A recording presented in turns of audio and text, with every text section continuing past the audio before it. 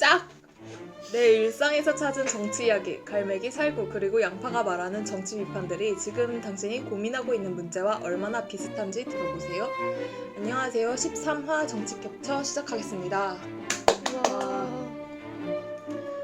한 주 동안 잘 지내셨나요? 한 주.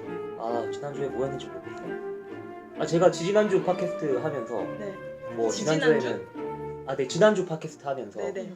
다음 주에는 피아노를 배우고 아, 맞다. 뭐 보람찬 한 주를 보낼 수 있을 것 같다 기대를 막 했는데 네. 그 기대가 보기 좋게 틀어져서 일만 하고 뭐 했는지 모르겠네. 피아노 할 시간이 없다는 저녁에 거죠. 회식하고 힘들었어요.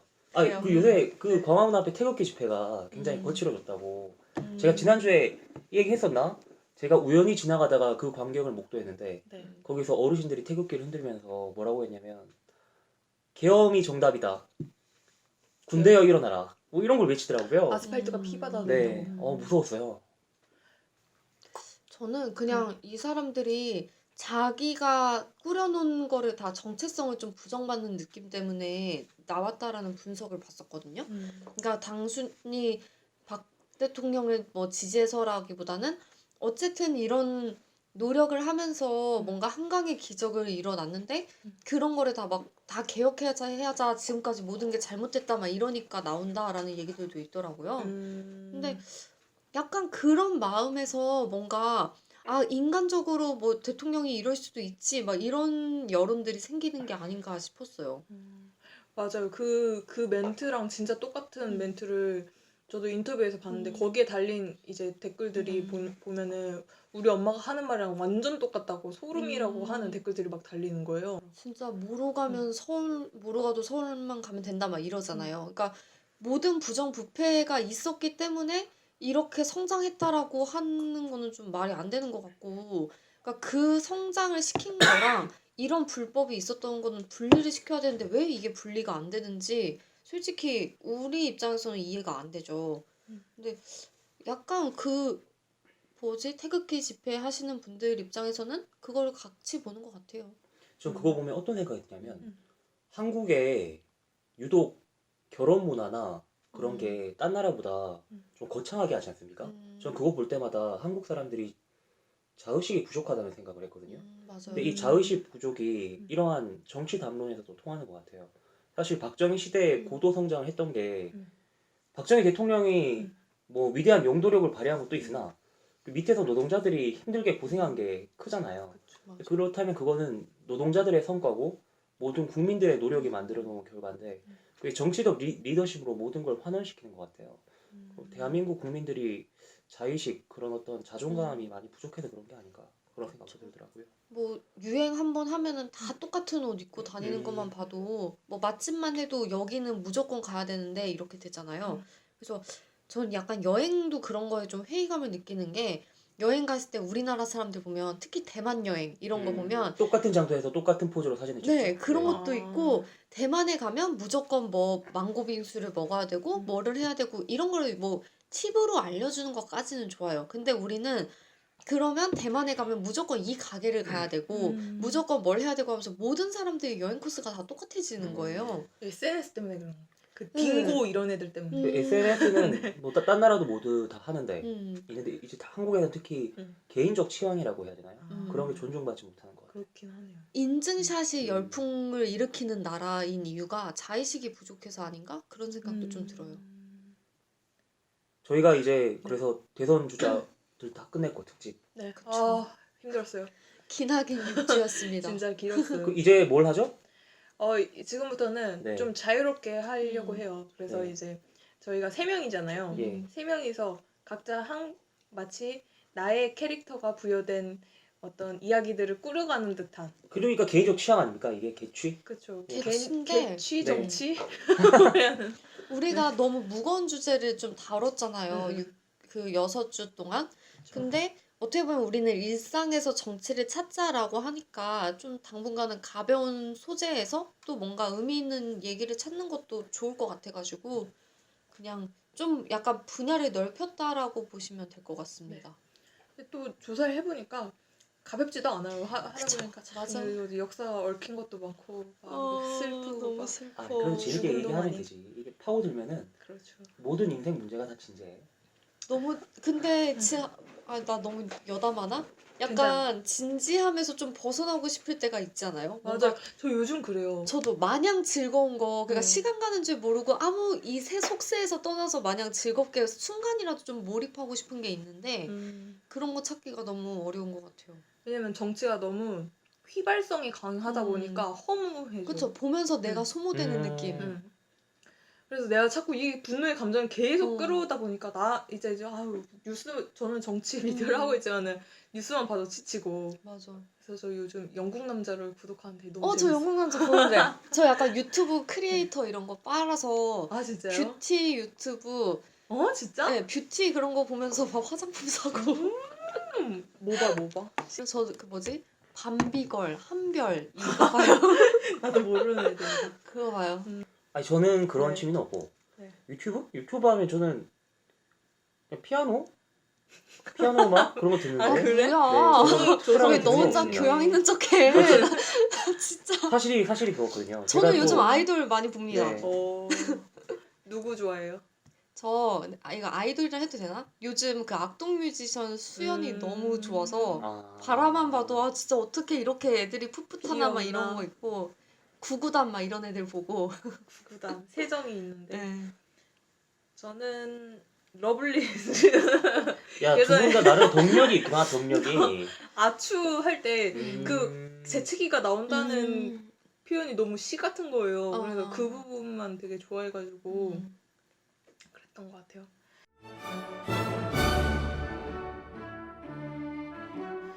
그러다 보니까 사실 우리가 또 문화 쪽에 관심이 네. 많잖아요. 이렇게 문화예술계. 맞아요. 근데 이번에 아카데미에서 최우수 작품상을 어떤 작품이 받았는지 혹시 아시나요? 저요.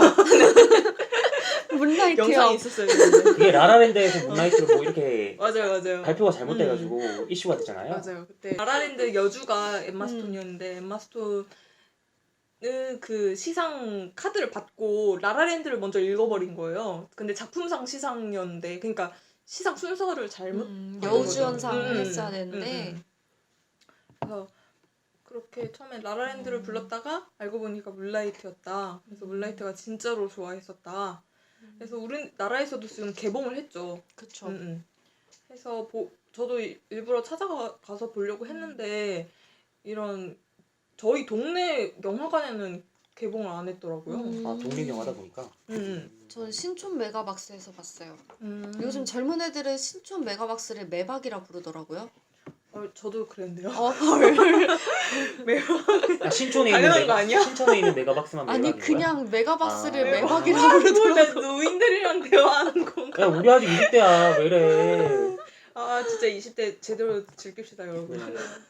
앞으로 메가박스는 매박이라고 부르는 걸로. 제가 원래 영화를 볼 때 팝콘 먹는 걸 좋아하잖아요. 네. 근데 팝콘을 팝콘을 먹지 못했다. 먹을 영화가 아니더라고요. 아. 네, 팝콘을 거의 3분의 1을 남기고 아까 하도 그러면- 조용하기도 하고. 인생 영화에 들어갑니까? 그렇게 재밌었습니까? 이거는 사실 저에게 재미라기보다는 공부하는 주제 그런 식으로 좀. 네 그랬던 것 같아요. 공부에 가까웠던 것 같아요. 그냥 계속 곱씹어보고 생각하게 되는. 맞아. 근데 이게 동성애긴 한데 동성애 이야기예요. 흑인 소년의 어떤 동성애 그 성장 드라마라고 해야 되나? 그런 거긴 한데 여기서 어떤 공부 요소를 찾기보다는 그거를 계속 곱씹어 보면서 좀 관심을 갖게 되는 시작일 뿐 공부는 따로 해야 되는 것 같아요. 그 영화 영화라는 게 안에서 그렇죠. 네. 공부를 찾기는 어려운 것 같아요. 맞아요. 어떻게 보셨어요? 보신 분? 저요. 달분님. 당연히 봐야 되는 거 아닙니까? 야, 아, 저는 보려고 갈매기 했는데 지금 뭐 하는 거야? 지금 아카데미 해명하세요. 최우수상인데. 주변에 상영관이 없어가지고 제가 다음에 꼭 매박 가서 네. 대박에서 보세요. 그래요. 홍대 거주인이 네. 볼 곳이 없다라는 궤변을. 저도 근데 비슷했어요. 끝났을 때 정말 끝났나? 이렇게 될 정도로 조금 그런 게 있었고 진짜 색깔로 비유하면 그런 거잖아요. 되게 좀 서슬퍼런색? 그런 그래서 느낌. 문라이트인가? 달빛? 네, 어, 정말 맞아요. 네, 그런 이미지가 딱 색감이 느껴지는 그런 영화였고, 정말 저는 약간 작품 보면 주인공한테 감정이입을 해서 많이 보는 편이거든요. 네. 처음 볼 때는 그런 경우가 많은데, 이입을 하려고 하지만 내가 이입을 해서 이 사람의 슬픔을 느끼는 거는 애초에 말이 안 된다라는 생각이 들더라고요. 그쵸. 그러니까 머리로 이 사람이 얼마나 슬프겠구나, 얼마나 힘들었겠구나라는 거는 뭔가 프로세스를 따라갈 수 있는데 공감은 안 되는 영화 있잖아요. 왜냐면 당사자성이 없다 보니까. 네네. 왜냐면 나는 이런 상황에 놓여 본 적이 없으니까. 그래서 이거 말해도 되나? 약간 거기에 뭐 어디에나 흥이는 있어라는 멘트가 있는데, 물론 약자라든지 소수자라는 그런 이미지를 뭐 비추면 어디에나 흑인은 있는데, 내가 이 주인공 당사자들 같은 흑인의 입장은 돼본 적이 없는 것 같은 거예요. 그래서 계속 뭔가 계속 저 사람은 왜 이렇게 생각을 했고 이렇게 행동을 했을까, 이런 거를 좀 많이 생각하게 되는 영화? 그랬던 것 같아요. 맞아요. 약자의 이중성이네요. 그러니까 이중적으로 음. 약자인 거네. 흑인인데다가 더구나 동성애자니까. 그쵸. 상상할 수 네네. 있는 최고의 소수. 우리나라 를 생각하면 우리 세계에서 최고의 소수자로 보면 되지 않을까요? 저도 그렇게 그냥 생각해요. 뭐 여성, 장애인 뭐 이런 것도 있지만 흑인에다가 그 성소수자까지 딱 합쳐지니까 진짜. 게다가 집도 너무 불우하고 음, 부모님은 마약을 하시고 부모님도 한부모 가정이고 하다 보니까 생각할 수 있는 가장 소외된 맞아요. 사람이죠. 근데 이 감독도 베리 젠킨스라는 사람인데 이 사람도 흑인이에요. 근데 어떻게 보면 주인공이랑 되게 닮아가지고 저는 그래 그 자기가 스스로 흑인이었던 사람이었기 때문에 좀 이거를 더 그 영화는 그 스포가 아닌 선에서만 간단히 구성 정도만 말씀드릴게요. 네네. 아까 말씀드렸다시피 방송을 위해서. 성장 영화고 그리고 이제 어렸을 때 유년기 그리고 청소년기 그리고 성인기 이렇게 세 파트로 나눠져가지고 이야기가 전개가 돼요. 근데 이제 자신이 흑인으로 태어나서 어떤 성소수자임을 스스로 자각을 하고 그것을 인정을 하고 어떤 사랑을 찾아가는 과정? 이게 스토리의 전부인 것 같아요. 그래서 저는 이동진 그 평론가의 평론 글이 인상적이었는데 여기에는 한번 읽어볼게요. 여기에는 강물처럼 흘러가는 누군가의 삶을 지켜보는 관조가 있는가 하면 그 사람의 삶 전체를 여진으로 뒤흔들어 놓는 경험이 점화되는 순간의 광희를 목격하는 흥분이 있다. 그러니까 예전에 그런 영화 있었잖아요. 진짜 오랜 시간 동안 보이후드인가? 맞아요. 맞죠? 보이후드. 그거를 이제 한 편의 영화로 이제 짧게 압축을 했는데 성장을 하면서 주인공들이 겪게 되는 삶의 조각들, 어떤 내가 변화를 겪게 되는 순간들이 마주하게 되잖아요. 우리도 그렇고 그것들을 이렇게 지켜보는 재미가 있다. 재미? 해야 되나? 지켜보는 흥분이 있다라는 이야기였는데 이게 그냥 덤덤하면서도 어떻게 보면 영화의 미학을 잘 표현을 한 것 같아가지고 좋았어요. 그래서 저는 이게 흑인이 감독을 맡았고 그리고 흑인이 출연하는 영화이기 때문에 흑인을 위한 어떤 이야기를 하려고 하는 영화라고 생각을 했거든요. 근데 영화를 보고 나니까 그게 전혀 아니었다라고 전혀까지는 아니지만은 성소수자를 오히려 이렇게 이야기하고 싶었다라는 게 느껴지더라고요. 그래서 오늘 좀 우리가 주로 이렇게 이야기를 해볼 거는 성소수자에 대한 이야기입니다. 그러니까 이 영화가 두 가지 어떤 소수자적인 특성을 이야기하는데 흑인 그리고 성소수자가 있는데 후자에 좀 더 집중을 할 것이다. 네. 근데 여기에 출연하는 사람들이 전부 다 흑인이에요. 그래가지고 흑인을 차별하고 그런 거는 영화에서 보여지지가 않더라고요. 그쵸. 여러분 플로팅 아일랜드라는 그룹 아시나요? 그룹? 가수. 우리나라 애들은 아닌 것 같고. 아니야 미국- 우리나라의 그래? 애들. 모르겠네. 인디 밴드인데 거기에 플래시 플러드 달링스라는 사람이 있어요. 근데 그 사람이 성소수자예요. 이제 남성 가수인데 자기가 시상식 때 커밍아웃을 한 거예요.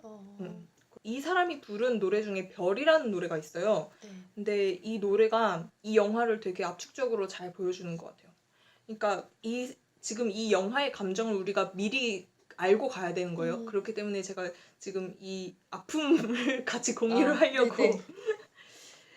영화에 나오는 말 중에는 그 주인공 남자애가 나는 눈물을 너무 많이 흘려서 눈물이 되어버릴 것만 같았다라고 친구한테 얘기를 하거든요. 이 플래시 플러드 달링스라는 사람이 쓴 곡에서도 나는 외롭지 않아. 내 눈물이 끝없이 흘러서 어른이 되는 걸 알아서 나를 지켰어. 라는 가사가 있어요. 네. 이 말과 공통점이 있는 걸로 봐서는 이 사람들이 진짜 자기의 정체성을 인식하고 그거를 어떤 환경 속에서 감춰오거나 아니면은 드러내지 못하고 사람들에게 환영받지 못했을 때 어떤 슬픔이 딱 느껴지는 거죠. 얼마나 많이 울고 또 외롭고 슬펐을까 하는 그런 것들. 그쵸. 같이 느껴요. 아니 그렇게 얘기해서는 네. 사실 안 제가 느껴지냐? 그 너무 음악을 어려워. 음악을 한번 틀어볼까? 그래서 저희가 잠깐 플래시 플러드 달링스의 별을 듣고 왔는데 참 영화랑 음악이랑 많이 겹치지 않나요? 전 이 음악 들으니까 네. 되게 섬뜩한데 느낌이 섬뜩하다고요? 섬뜩하고 서늘한 느낌 받았어요. 푸르고 창백한 느낌인가? 그쵸. 이게 문라이트 하니까 사실 저는 베토벤 월광 소나타 아시나요? 네. 네. 그 음악 좋아하거든요. 그게 월간 소나타 네. 좋아한다고요? 여기 지금 드르르르르 이게 섬뜩한 느낌이 받아요. 그거 그래서 이 영화의 문라이트, 월광 소나타의 문라이트 비슷한 느낌 받았어요. 달빛이 좀 광기를 자극한다고 해야 되나? 그쵸, 그런 게 그쵸. 있잖아요. 근데 여기에서 말하는 달빛은 그러니까 달이 떴을 때 달빛이 내리쬐면은 흑인의 피부도 다 푸르게 보인다라고 얘기를 하는 대사가 나와요. 그리고 이제 주인공이 진짜 푸른 달빛 아래에서 피부가 푸른색 빛이 감돌면서 푸른 바다에 뛰어들어서 이렇게 수영을 하거든요. 그 할머니가 앞으로 너를 블루로 부르겠다 막 이런 얘기 했었잖아요.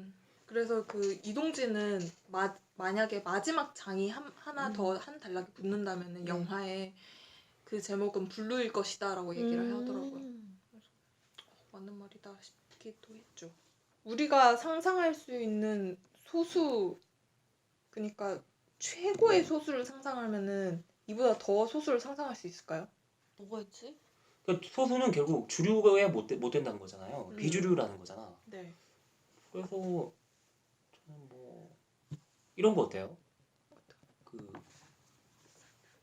자기가 비소수라면은 그 어떤 이 사람이 정말로 비소수적인 어떤 비주류적인 성격을 갖고 있는 것도 중요하지만 이 사람이 어떤 사회에서 살아가느냐가 중요하잖아요. 네. 그러니까 지금 우리가 말한 이 흑인도 아프리카에서 흑인은 소수자가 아니잖아요. 네. 미국 백인 사회에 있으니까 네. 흑인이 소수자로 대우를 받는 거잖아요. 그런 네. 특성을 띠게 되는 거잖아요. 그래서 한국 사회에서 어떤 걸 느꼈냐면 이 정치적인 이야기가 되는데 영남권이 좀 보수적이지 않습니까? 네. 그래서 같은 성소수자라도 서울같이 있는 데서 성소수자인 것보다 지역 사회에서 지역에서? 있으면 더 소수자적인 특성이 강할 것 같다. 그런 생각이 드네요.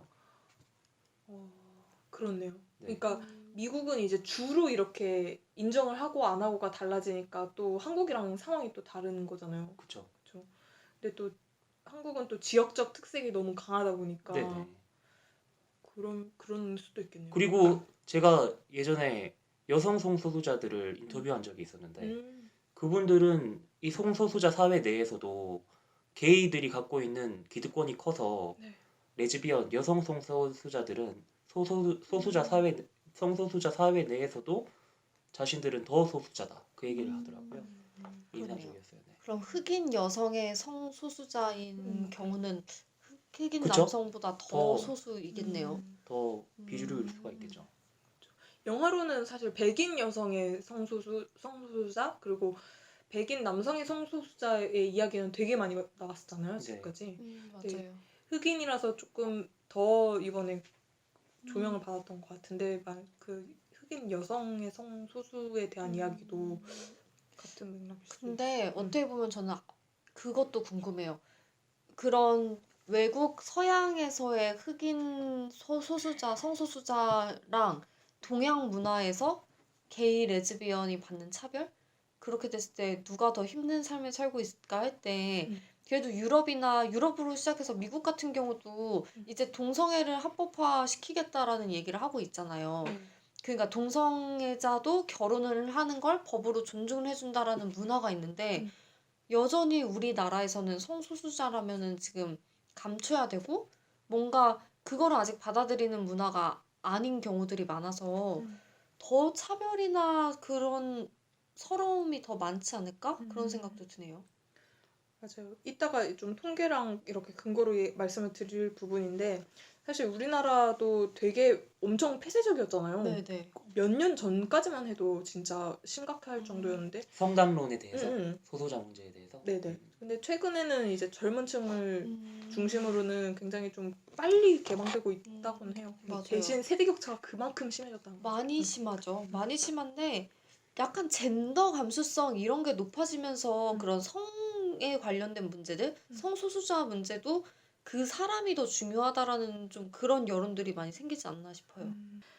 그래서 이제 문라이트에 대한 저의 생각을 좀 정리를 하고 마무리를 짓자면은 문라이트는 사실 성소수자에 대한 정치적 접근을 현재, 과거, 미래에 비춰보려고 가져온 후기였어요. 근데 이제 단순한 퀴어 영화라고 보기에는 너무나 아름다운 사랑 이야기라고 생각이 들었고, 단순하고 서사적인 흐름으로 담담하게 써내려갔지만 그냥 우리 삶이 그렇듯 어느 순간 삶에서 마주치는 깨달음, 변화, 그런 변곡점들을 같이 넘어가는 느낌이어서 어떤 성소수자를 대면하는 우리들도, 지금 현재 우리들도 그런 식으로 같이 그 변곡점을 넘어가야 되지 않나라는 생각이 들었어요. 그래서 오늘은 성소수자에 대한 이야기를 하면서 순서를 성소수자의 역사, 그리고 성소수자에 대한 우리의 인식, 그리고 논쟁점을 중심으로 차근차근 이야기를 해보도록 하겠습니다. 그 오늘의 담론은 그러면 한국 사회의 성소수자에 맞춰져 있는 건가요? 아니에요. 이거는 진짜 전 세계적, 그리고 한국 사회도 이렇게 병행해서 이야기를 해드릴 거예요. 궁금하네. 재밌어요. 네. 굉장히 흥미진진한 이야기들이 많이 있으니까 끝까지 들어주시기 바랍니다.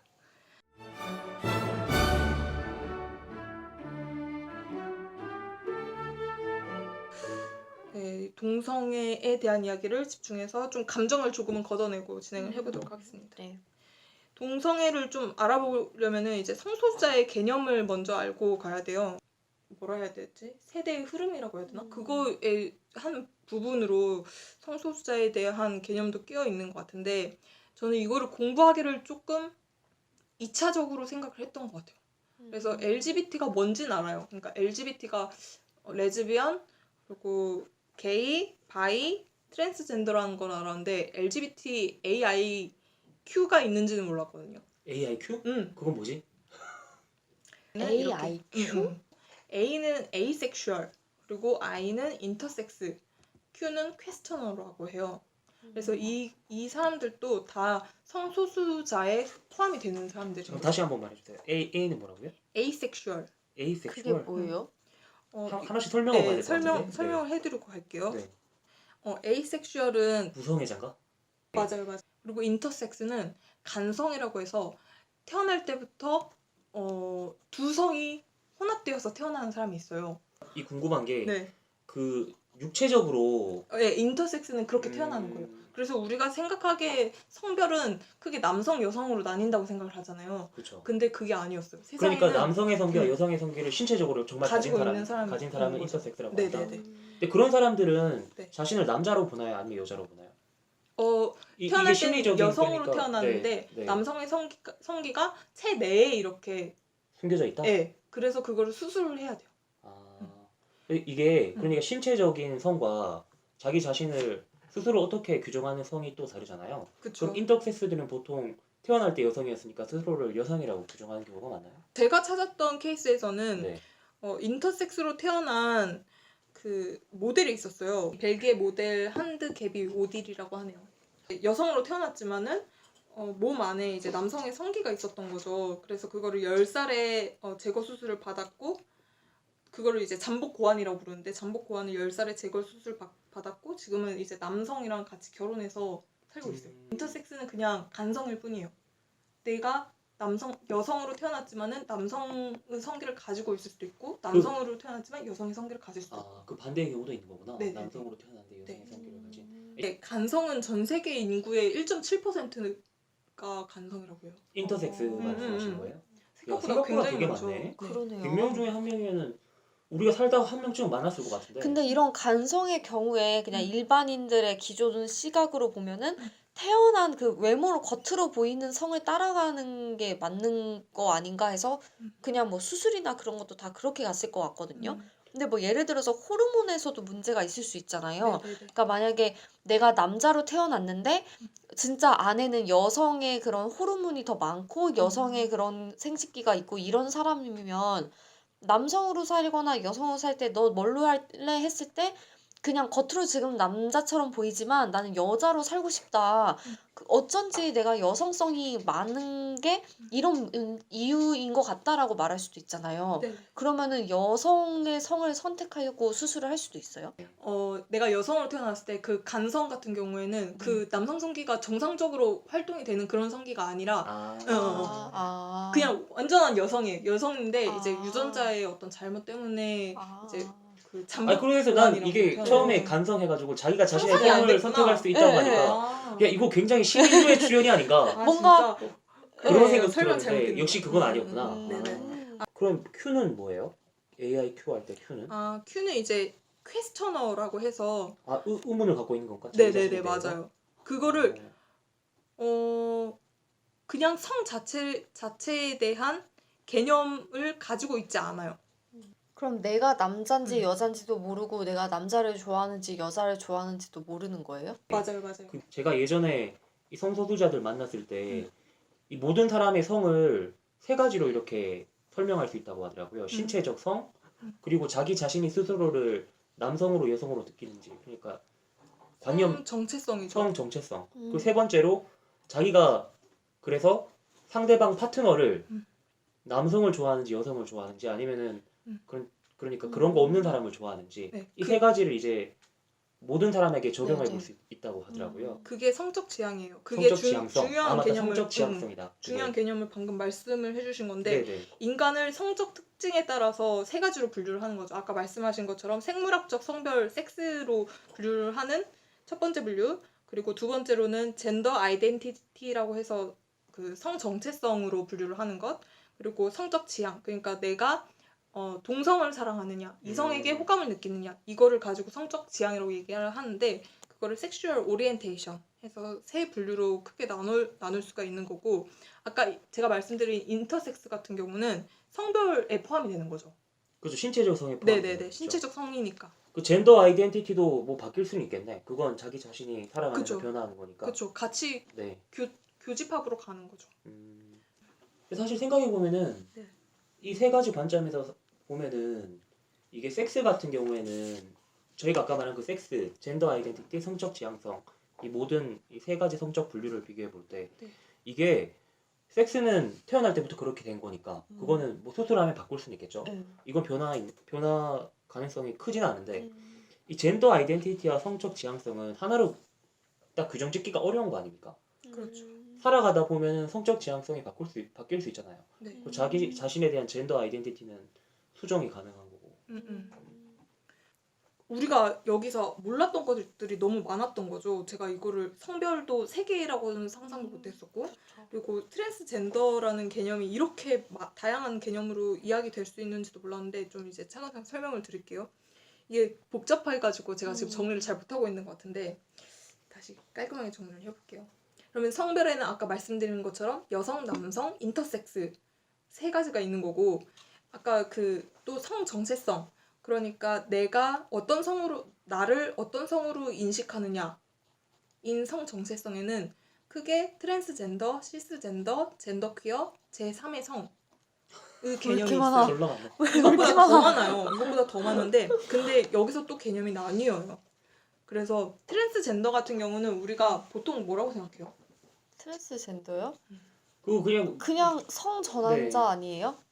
하리수? 그런 그쵸. 그분 연예인이 생각나는데. 그게 특히 네. 우리 세대에서 심한 게 하리수가 그때 네. 이제 텔레비전에 나오고 하면서 굉장히 하리수는 목욕탕을 어디로 갈까 이런 것들을 우리가 궁금증을 맞아요. 가지면서 숨기지도 않는 주민등록증본 그거 일이었어. 바꿀 수 있나 막 네. 이런 거 했잖아요. 그러면서 좀 왜곡된 인식이 생긴 건데 트랜스젠더는 상태예요. 그냥 상태고 그러니까 반드시 수술을 하지 않아도 내가 스스로 나의 성을 무엇으로 정체화를 하는 거죠.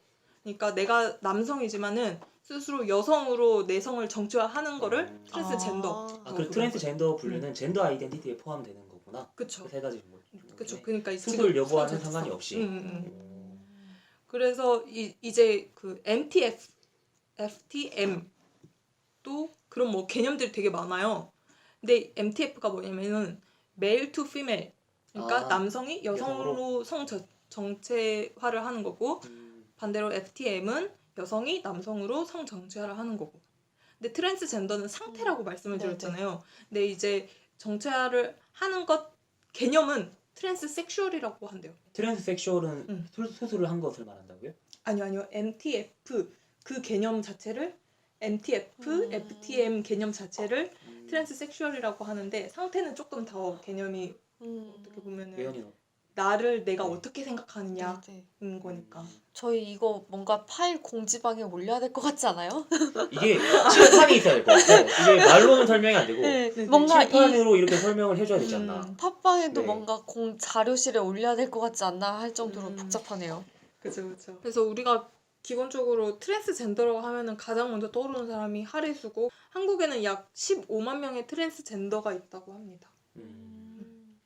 근데 우리나라에서 생각하는 트랜스젠더는 아까 우리가 이야기를 했던 것처럼 어떤 성을 바꾸는 것을 그 트랜스젠더라고 생각을 하는데 미국에서는 그보다 좀 더 포괄적인 개념이에요. 아 이게 또 국가마다 달라요? 네네네. 그러니까 간성을 포함을 안 했잖아요. 방금 네. 한국에서는 인터섹스를 그 트랜스젠더를 그런데 미국에서는 인터섹스를 다 포함을 하고 사회가 요구하는 성별 규범에 맞지 않는 모든 사람을 포괄을 해가지고 트랜스젠더라고 부른다고 해요. 근데 처음에 정의가 미국에서 시작이 돼서 네네.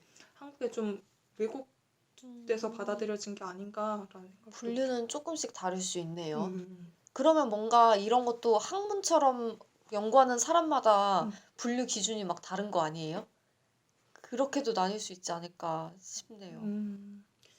그쵸. 이게 연구가 활발하게 된 지 네. 얼마 안 됐어요. 네네, 진짜 맞아요. 최근에 이제 시작이 된 거라.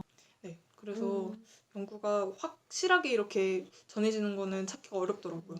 이제 궁금한 게 하나 있는데 제가 예전에 성소수자 집회하는 데서 피켓을 들고 있는 걸 본 적이 있어요. 근데 그 네네. 피켓에서 지금 이 거리를 지나다니는 사람 중에 10명 중에 1명은 성소수자입니다. 그런 걸 들고 있는 걸 본 적이 있어요. 그런 것도 통계적으로 유전학적이라고 해야 되나? 그런 게 있나요? 실제로 그 말이 맞는 건가요? 그거를 계산을 할 때 네. 사람들이 그 연구하는 사람들이 대체로 그 퍼센트지로 계산을 하더라고요. 네. 한국에 아까 제가 말씀드린 15만 명도 네. 15만 명이 어떤 신청을 하는 건 아니잖아요. 내가 트랜스젠더라고. 그렇기 때문에 추정을 하는 것도 인구에서 몇 %일 거다. 추정치? 예, 정말로 되게 10%나 돼요? 3.5%. 10%면 되게 많아. 3.5%? 네. 그게 과학계에서 뭐 과학이라고 해야 되나? 사회학적으로 그게 좀 인정받는 네네네 통계인 건가? 맞아요. 그래서 우리나라에도 15만 명이 있을 거다라고 그 어떤 공신력 있는 기관에서 얘기를 했는데 그 공신력 기관이 지금 생각이 안 나서 말씀 못 드리겠는데 네, 그렇게 4천만 중에 3.5%니까 네. 15만 명 정도 네네. 될 것이다. 그러면 진짜 많은 거 아니에요? 진짜 많은 네. 거죠. 그렇게 많은 사람이 어쨌든 커밍아웃을 한 사람이 사실 많지 않잖아요. 우리 뭐 예를 들어서 연예인만 쳐도 홍석천 씨가 커밍아웃 한 게 지금 뭐 10년이 훨씬 더 됐는데 20년 가까이 됐죠? 그랬는데 그 다음에 그렇게 유명하게 커밍아웃 한 사람 생각하면 그 김조광수 감독? 그 정도밖에 생각이 안 나거든요. 그러면 2%로 이렇게 추산을 하면 벌써 외국처럼 수많은 그런 사람들이 커밍아웃을 했어야 되는데 너무 그럼 이게 약간 차별이 심해서 이렇게 사람들이 다 쉬쉬하는 걸까요? 커밍아웃도 커밍아웃이지만 아마 대다수의 성소수자들이 자기 자신이 성소수자인 걸 모르고 살아가지 않을까 싶어요. 내가 성소수자인 근데 내가 성소수자인지 모르면 그럼 어떻게 그래요? 성소수자인 거를 자각하는 건 유년기에 자각을 한대요. 청소년 네. 아주 어렸을 때 자각을 하고 이제 내가 좀 남들과는 다르다는 거를 알고 네네. 받아들이는데 그걸 이제 부모님한테 쉽게 얘기를 못하는 거죠. 아. 부모님들이 상처를 받을까봐.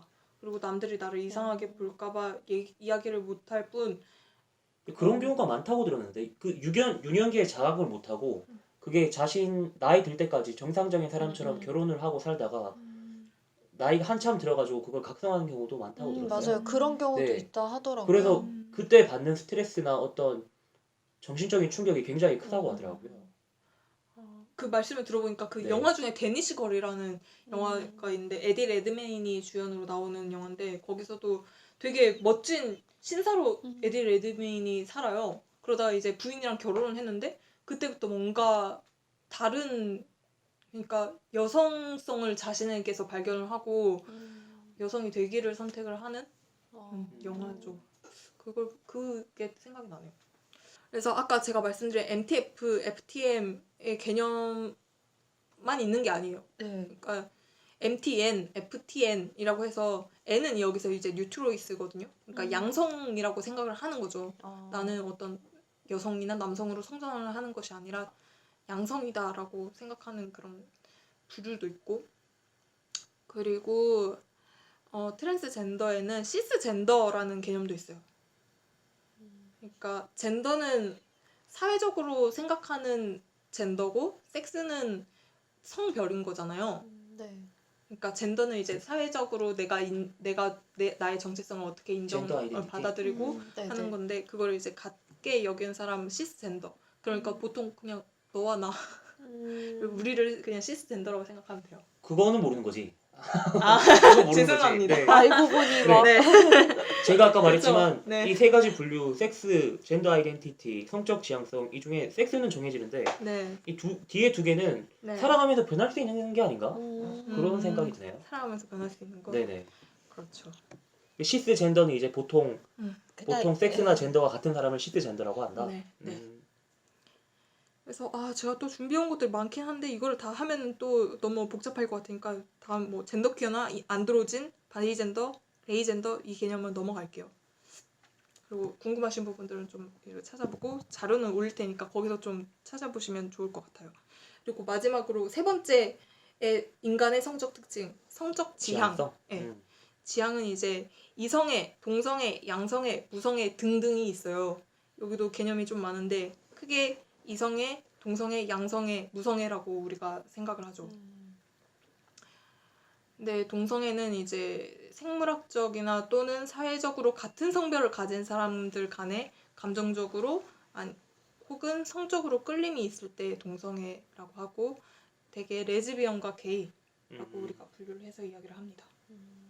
궁금하네요. 그러면은 그 문라이트의 주인공은 이 네. 세 가지로 분류하면 섹스는 남성이고 젠더 아이덴티티는 스스로를 남자로 네, 생각해요? 네, 남자로 생각하긴 하는구나. 네, 시스 젠더인 거네요. 그렇죠. 성적 지향성으로는 이제 동성애인 거고. 네, 이게 다르겠다. 그러니까 굉장히 다양한 네, 거죠. 다양할 수가 있겠다. 그러니까 단순한 게 아니더라고요. 엄청나게 다양한 사람들이 그 안에서도 모여 있구나. 그래서 그 퀴어 네네. 퍼레이드 하는데도 되게 분류라고 해야 되나? 집단이 네네. 많잖아요. 약간 페미니즘이나 이런 거랑도 좀 연결이 될 것 같은 게 우리가 예전에 멋모르고 막 뭐 어떤 게이 뭐 동성애 커플이 있다 막 이렇게 부르면은 그럼 누가 남자고 누가 여자야? 막 이런 거 맞아. 물어봤잖아요. 그게 얼마나 이 남녀 차별이 그쵸. 얼마나 들어간 진짜 네. 모르고 던지는 네네 그런 질문이라는 질문이었던 게 것 같네요.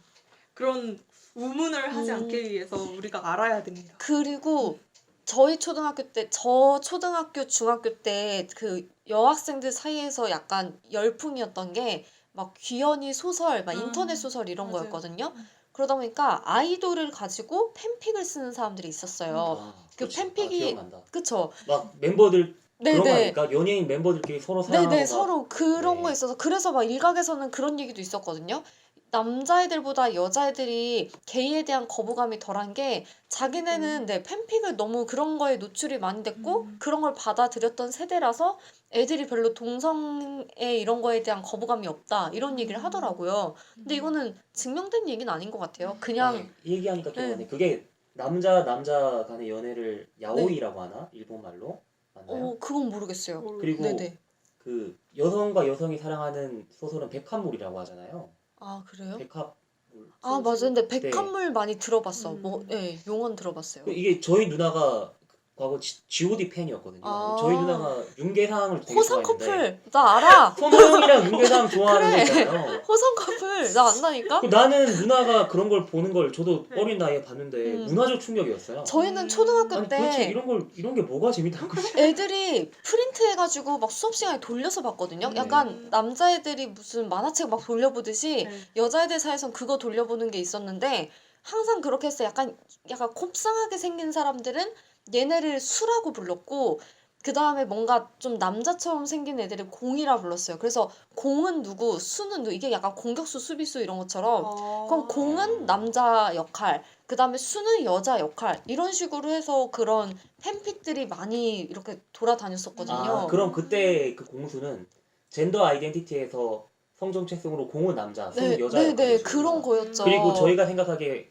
이게 실제적인 섹스 그러니까 성관계에 네네. 대해서도 그게 적용이 될 것이라고 생각하는 경우가 그쵸. 많았죠. 네네. 그럼 이렇게 사실 이름만 그랬지 초등학생들이 봐봤자 얼마나 그런 뭐 위험한 그런 걸 받겠어요. 아 근데 위험하다니 그렇진 않죠. 네, 그런데 네. 그것만 봐도 근데 이거는 그냥 남자 캐릭터를 그 연예인 공이라는 남자 이름을 넣고 그다음에 여자 캐릭터를 그냥 이름만 자기가 좋아하는 오빠 이름을 넣은 거였지 사실 그냥 이성 간의 뭐 러브 스토리 그런 거랑 별 차이가 없었어요. 근데 그것만 봐도 남자 역할, 여자 역할이 너무 명확하게 나뉘었다는 게 지금 생각해 보니까 네, 되게 신기하네요.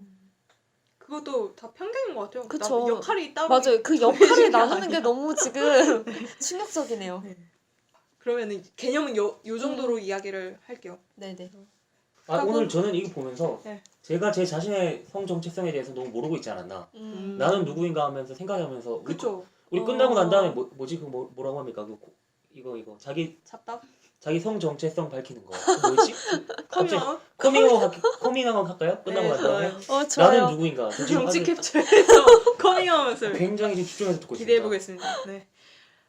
저 이것도 참 재밌는 이야기가 앞으로 또 이어질 건데 동성애의 역사입니다. 동성애 역사. 네.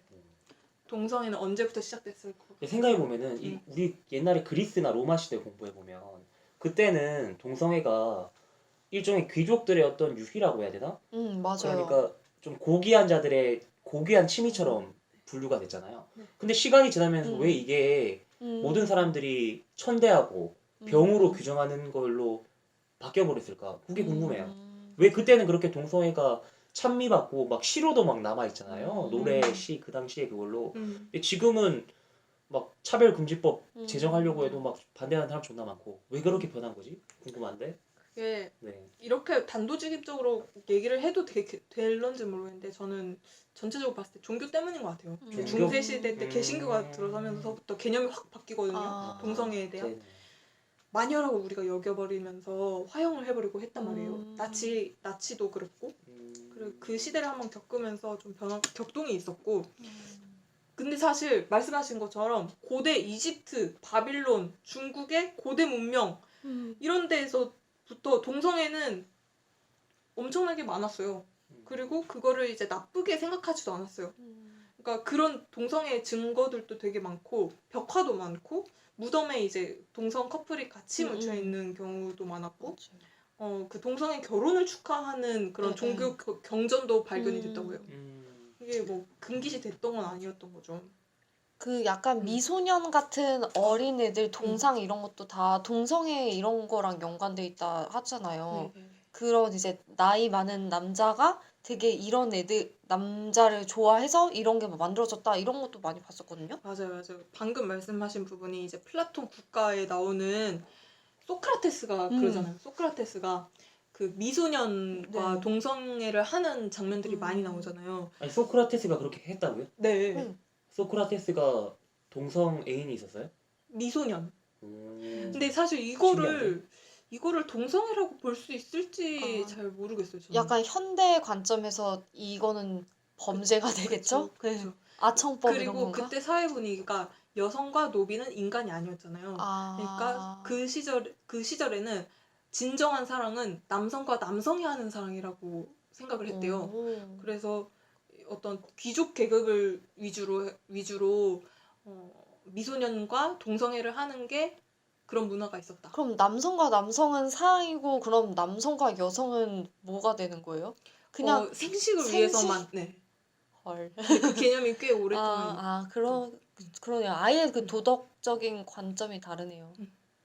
그런데 소크라테스의 제자는 플라톤이고 플라톤의 제자는 아리스토텔레스지 않습니까? 근데 아리스토텔레스는 소크라테스를 반박해요. 소년애뿐 아니라 아리스토텔레스는 동성애 자체를 성적 타락이라고 봐요. 그러면 그 아리스토텔레스의 관념이 기독교적인 그런 걸로 넘어가게 그쵸. 된 건가요? 그때는 이제 도덕성이 좀 더 강해지는 거죠. 근데 이게 제가 아는 거랑 좀 다른 게 저는 제 나름의 어떤 기독교나 이런 철학을 공부했는데 소크라테스, 플라톤, 그리고 플라톤이 만든 이데아적인 개념이 있잖아요. 그게 대단히 많이 그 예수 그리스도의 크리스찬 그쪽에 많이 인용이 됐다고 하더라고요. 그래서 저는 당연히 소크라테스나 플라톤은 그 이성애자인 줄 알았어요. 근데 그게 그렇지는 않았구나. 그리고 제가 또 얘기했던 게 그 옛날 고대 그리스 시대에는 그 사회를 규정하는 어떤 그 호라고 해야 되나요? 그런 문화가 선악이 아니라 그러니까 좋음과 나쁨이었대요. 근데 이 좋음과 나쁨은 우리가 생각하는 착함, 악함이란 건 달라요. 그래서 거기서 말하는 좋음은 어떤 진취적인 거, 그 야망, 욕망 그런 거 있잖아요. 근데 이제 기독교가 그걸로 넘어오면서 이게 선악 구도로 바뀌는데 기독교에서 말하는 선악은 기독교가 사실 맨 처음에 만들어졌을 때 좀 핍박을 받지 않았습니까? 사회적인 전체적으로 그 당시에는 네. 탄생했을 때는 주류 종교가 아니었으니까 네.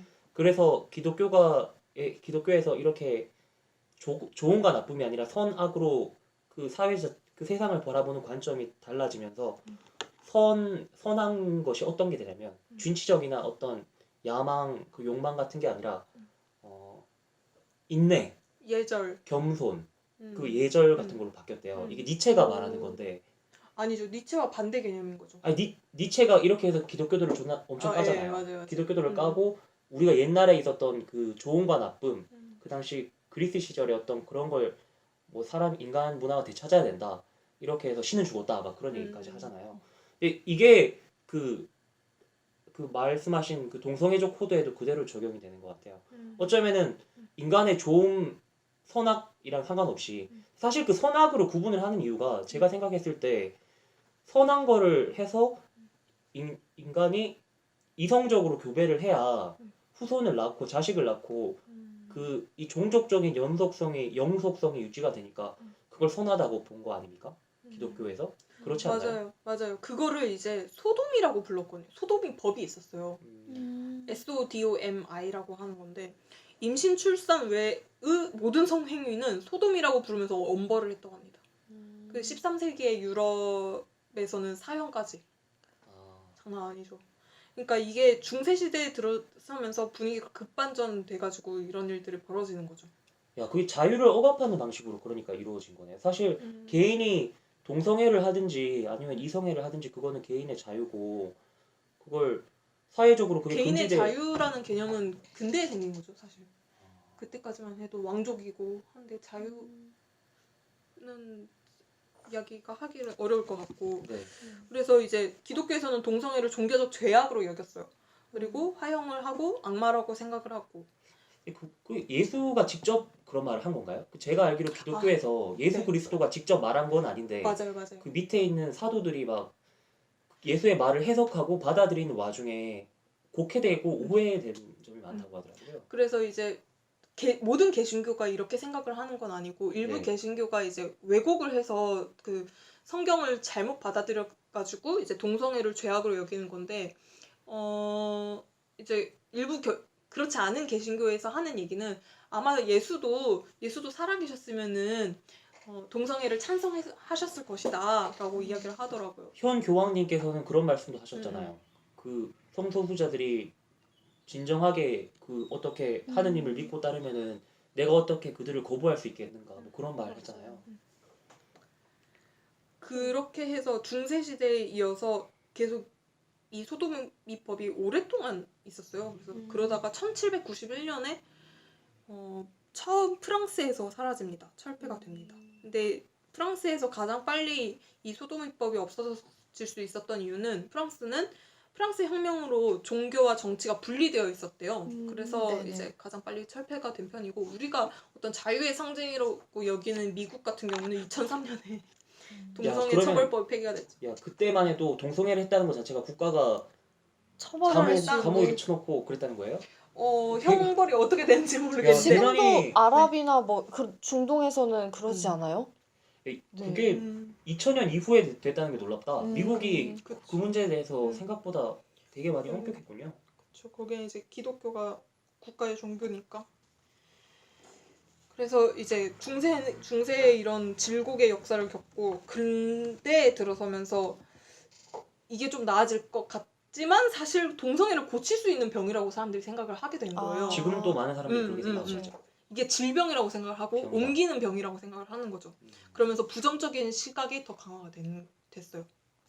그러면서 이제 1930년, 40년대 이제 독일에서는 이제 나치가 동성애자는 강제 수용소에 보내버리고 학살시켜버리고 또 미국에서도 이제 공산주의에 대한 공포가 그때 냉전 겪으면서 팽배할 때였으니까 동성애자가 공산주의자와 내통한다라는 소문이 돌면서 좀 핍박을 받았다고 하네요.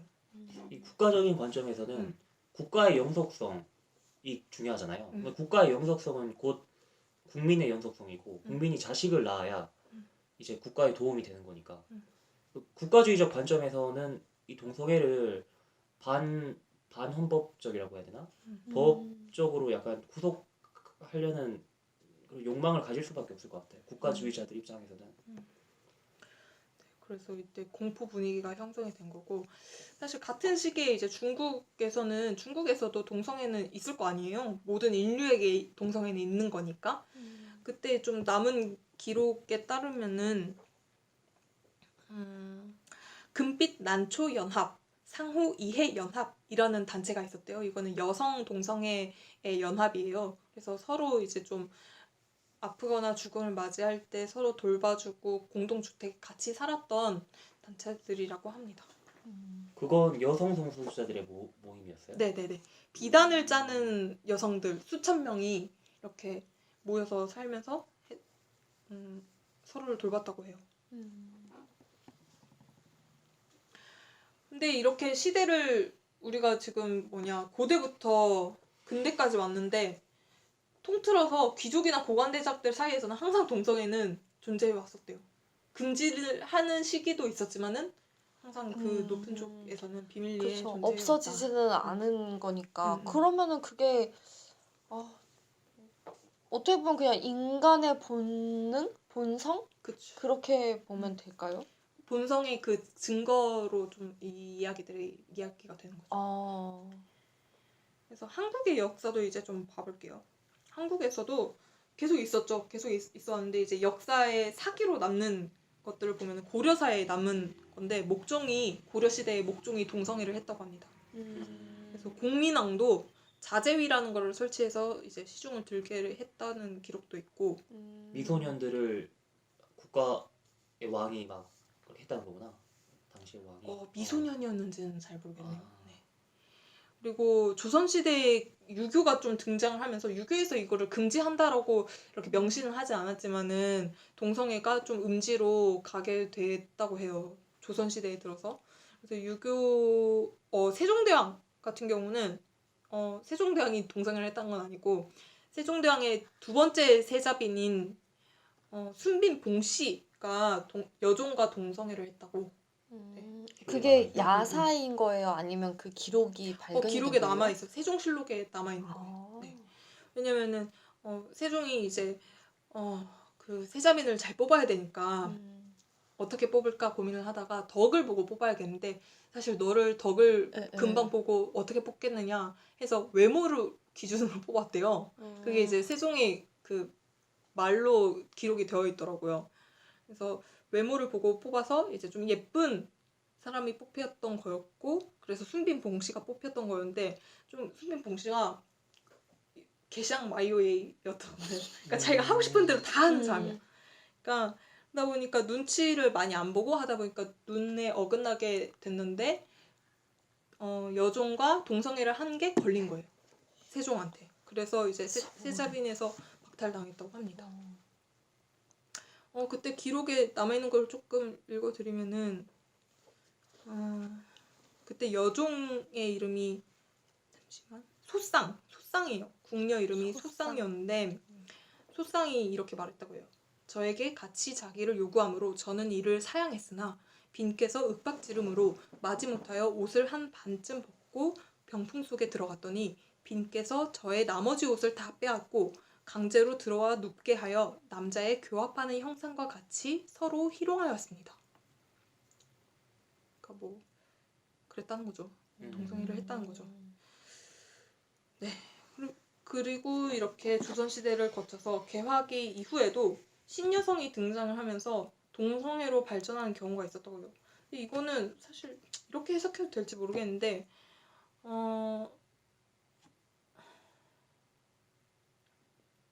어떤 공부하는 여성들이 생긴 거죠. 많아진 거죠. 개화기 때. 그러면서 남성에 대한 반발, 페미니즘 비슷한 것 같아요. 그렇게 하면서 여성들끼리 뭉치면서 동성애로 발전했던 경우인데 해석에 좀 무리가 있다고는 저는 생각이 들어요. 약간 아가씨 생각나는데요. 음. 거기서도 어떻게 보면은 남성 거기서 되게 남자들이 그렇네. 네, 역할이 엄청 힘 네네. 있는 사람 이런 맞아요, 식으로 맞아요. 나오잖아요. 그러네요. 왜냐면 저는 그래서 그 김태리와 김민희가 뭔가 이게 어떻게 보면 그런 동성애 코드일 수도 있지만 그렇게 억압된 여성들의 반란? 그렇게 해서 그 부분에서 되게 통쾌하다라는 생각을 좀 많이 했었어서 또 개화기네. 그죠? 비슷한 느낌이 드네요. 되게 좋은 사례인 것 같아요. 근데 이게 일본에도 있었고 우리나라에도 있었고 그때 또 유행했던 게 동반자살이 유행했던 거예요. 여성 동성애자들끼리 동성애끼리. 그런데 이게 급격하게 사라진 때가 1940년대까지는 이렇게 계층이나 직업이나 망라해가지고 우리나라에서도 동성애가 많았었는데 일제의 폭압을 겪으면서 우리가 청년들이 강제동원이 되면서 6.25 전쟁으로 인해서 청년들이 징집되면서 갑자기 이제 동성애가 많이 사라졌다고 해요. 그렇죠. 생존의 문제가 걸려서 약간 그런 것 때문에 더 좀 줄어들었을 수도 있고 그런 거에 약간 뭐라고 해야 되지? 겉으로 드러나지 않았다? 아니면 통계를 잡을 만한 여유도 없었다? 그렇게 볼 수 있지 않을까요? 수도 있겠네요. 이게 우리가 아까 3.5% 얘기도 했다시피 인류 역사에서 그게 없었을 때는 없는 거죠. 없었던 거. 계속 동성애가 있었는데 그게 사회 역사적으로 부각이 되느냐 안 되느냐가 중요한 것 같아요. 그렇네요. 그러면은 급격히 사라졌다라고 이야기를 하는 건 좀 잘못된 것 같다. 그냥 그때는 이제 어느 정도 있는지를 밝히지 못한 게 아닐까라는 생각이 들어요. 그리고 그 당시에 어떤 국가적인 정치 체제가 개인의 자유를 중시하는 방향으로 갈 것인가 아니면 전체주의적 관점으로 국가주의적 관점으로 갈 것인가에 따라서 교육적으로도 달라지잖아요. 동성애는 잘못된 것이다. 그러한 사람은 옳지 않다라는 환경에서 자란 어떤 학생들 그리고 사람이라면 동성애를 알지조차 못하니까 자기가 동성애자인 것도 인식을 하기가 굉장히 힘든 거지. 그쵸. 그래서 아주 오랜 시간이 지나고 난 다음에야 깨닫게 된다거나. 맞아요. 막 얼굴도 못 보고 시집 가고 막 이런 문화에서는 내가 동성애자인지 아닌지 어떻게 알아요? 맞아. 그렇게 해서 역사는 이제 세계적으로도 그렇고 한국에서도 그렇고 동성애 역사는 이 정도로 마무리할게요. 다음은 인식입니다. 인식? 네. 동성애자들에 대한 인식? 네. 지금 전 세계적으로 동성애가 합법으로 된다라는 22개국이에요. 그래서 이거는 2016년 6월 가장 최근치 기준으로는 그렇고 동성애가 합법화됐다는 건 동성애자들 사이에 결혼을 합법화했다는 의미인가요? 네네네. 결혼. 딱 그 사회 제도의 결혼으로 합법화된 거를 22개국. 근데 그냥 시민 결합이라는 개념도 있어요. 그러니까 결혼이라는 개념이 아니라 시민 결합이라는 개념으로 이제 합법화된 데는 40개국이 넘어요.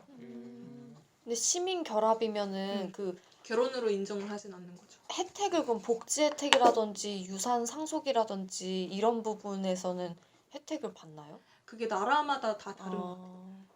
음, 그래서 핀란드 같은 경우는 올해 3월에 한댔으니까 지금이 3월이잖아요. 네. 곧 발표가 나올 것 같고 대만도 지금 갑자기 동성애 합법화에 대한 그 움직임이 크게 나타나서 지금은 법안이 본회의에 올라간 상태라고 해요.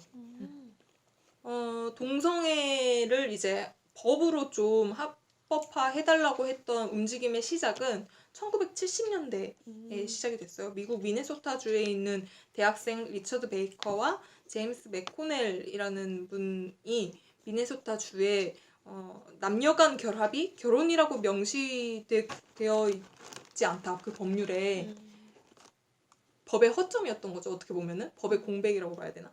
그러니까 혼인신고서를 발급해달라라고 요구를 했는데 근데 결국엔 받아들여지진 않았어요. 이 요구가. 근데 그때를 기점으로 동성 결혼을 법제화하자라는 운동에 이제 불이 붙기 시작을 했고 가장 먼저 법제화를 했던 나라는 네덜란드입니다. 네덜란드가 1979년에 임대차 문제 등 제한 조건을 대신 뒀었어요. 그러니까 임대차 집 주거 문제가 좀 있는 경우에만 동성 커플에 한해서 법적 권리를 인정을 하겠다라고 했고 스웨덴이 1987년에 동성애를 차별하면 안 된다라는 차별금지법을 제정을 했고 이제 이어서는 덴마크가 89년 그리고 남아공에서도 94년에 차별금지법을 명시를 했어요. 근데 우리나라에서는 아직 안 됐어요. 이게 되게 중요하더라고 하더라고요. 그러니까 내 파트너가 갑자기 쓰러져서 병원에 입원했는데 내가 그 사람과 법적인 어떤 관계로 맺어져 있지 않으면은 네. 뭐 거기에서 보호자 사인 그쵸. 같은 것도 못 하고 해서 맞아요. 그리고 국민연금 혜택도 못 받고 그쵸. 부부가 아니니까 부부가 법으로 되어 있지 않으니까 그래서 그게 법으로 정해지는 거는 되게 중요한 문제인 것 같아요. 네, 한국에서 동성애를 어떻게 인식하고 있느냐를 봤을 때 코리아 갤럽이 2014년에 조사한 게 가장 최근 거였는데 동성애 결혼을 합법화하는데 찬성하냐 반대하냐의 질문에 35%가 찬성을 했다고 해요. 근데 이거는 2001년에는 17%였는데 거의 2배 가까이 는 거고 나머지는 다 반대인 거야? 그쵸. 합법 결혼에서는.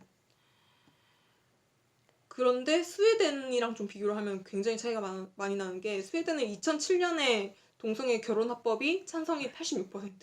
엄청나죠. 개인을 좀 더 존중하니까 네네. 그런겠죠. 근데 동성애에 대한 이제 찬반을 이제 한국에서 물어봤을 때는 20대 같은 경우는 66%, 지금은 거의 70%가 넘는다고 해요. 그쵸. 그 비율이 이제 찬성을 하고 있는데 60대 이상의 한국 사람들에서는 13%만이 이제 찬성한다. 그래서 지금 인식은 굉장히 빠르게 변화하고 있지만 세대 격차가 엄청나게 크게 나는 거가 문제입니다. 그래서 이런 질문도 좀 재밌어서 가져봤는데 한국 사회 구성원이 가장 혐오하는 집단 1위가 어디일 것 같으세요? 일본? 일본인가? 그러네. 불신지옥. 1위는 종북 세력이 44.7%로 가장 높았고 2위가 동성애자로 21.5%로 높았습니다. 종북 세력이 1위에요? 네. 위험한데. 약간 허구와 싸우는 느낌이 좀 들지만 1배는 없습니까? 1배는 없나요? 순위를 전체를 못 봐서 아, 1배가 있었는지는 잘 모르겠는데 한국 사회가 위험하구만. 근데 이거를 이제 그 혐오를 하는 풀을 이제 교수가 조사를 해보니까 연령이 높을수록 교육 수준이 낮을수록 영호남권에 사는 사람일수록 동성애 혐오가 많았다고요. 지역 색깔 또 거기에 영향을 많이 미치는 거죠. 그쵸. 혹시 이거는 좀 한국적 특성이라고 볼 수 있겠죠? 이 얘기하니까 갑자기 또 떠오른 건데 음. 진화 심리학적인 관점에서는 네. 그 동성애에 대한 증오를 설명하기 힘들대요. 왜냐면은 보통 그 이 제가 알기로 20대 남성들 중에서 일배를 하는 그 세력이 동성애를 하는 남성들을 굉장히 증오하거든요. 근데 이게 왜 설명이 안 되냐면 진화 심리학적인 관점에서는 동성애자들이 있으면 오히려 자기한테 유리한 거예요. 경쟁자가 왜냐면 줄어서 경쟁자가 줄어드니까 아, 자신의 씨앗을 뿌리기에는 여성을 그쵸. 두고 다퉈야 되는데 그 경쟁자가 음. 주니까 오히려 더 좋아야 되는데 그걸 싫어한다는 거야.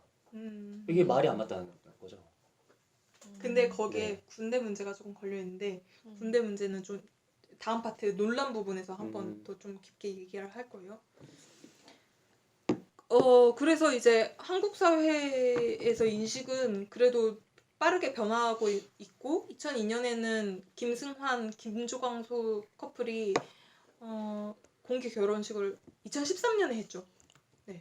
한국에서 가장 최초로 동성애 결혼이 있었던 거 2002년. 네, 레즈비언 커플이 공개 결혼식을 했었다고 합니다. 그래서 이거를 합법화하려는 움직임은 가족 구성 연구 모임이라는 단체가 만들어지면서 차별을 없애고 가족 구성원을 보장하자는 움직임이 생긴 건데 이거는 민주노동당 제안으로 2006년에 구성이 됐다고 해요. 근데 이분들은 동성애뿐만 아니라 1인 가구 주거권, 비혼자 권리 등 가족 형태에 대한 차별을 강화하는 인구 정책을 비판하는 모임이라고 하네요. 이렇게 해서 한국의 동성애에 대한 인식은 이렇게 정리를 해볼게요. 그리고 논란은 사실 이거 우리가 가지고 있는 동성애에 대한 편견을 위주로 뽑아왔어요.